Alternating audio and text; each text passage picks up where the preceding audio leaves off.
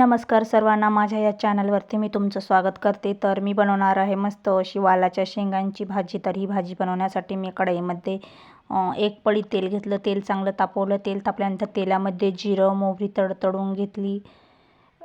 नंतर हिरवी मिरचीची पेस्ट टाकली। हिरव्या मिरचीच्या पेस्टमध्ये मी लसूण आणि कोथिंबीर बारीक करून घेतली आणि तेलामध्ये 2 मिनिटं अशी परतून घ्यायची। नंतर मग मी एक छोट्या आकाराचा टोमॅटो बारीक चिरला होता, तो पण टाकून दिला।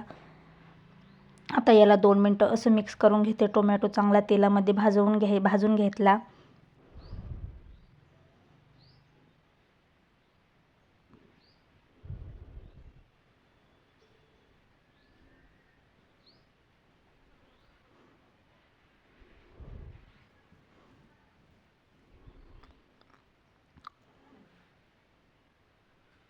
नंतर याच्यामध्ये मी लाल तिखट,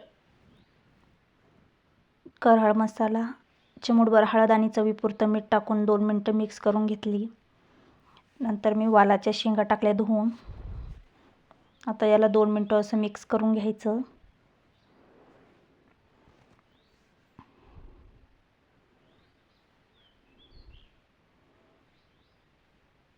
मिक्स करायच्या 2 मिनिटं आणि मस्त अशा ह्या वाफेवरती शेंगा शिजून तयार होतात। तर खूप चवदार लागतात।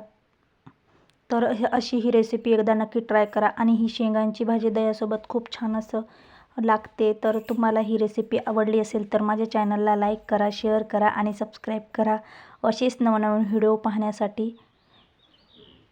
तर आता ही शेंगा मी अशा मस्त परतून घेतल्या आहेत आणि खूप मस्त अशी ही भाजी तयार झाली आहे। तर जास्त मसालाही नाही आणि जास्त हे तेल पण नाही, अशी ही मस्त अशी पौष्टिक भाजी बनवून माझी तयार झाली आहे। तर भेटूया पुढच्या व्हिडिओमध्ये, तोपर्यंत धन्यवाद।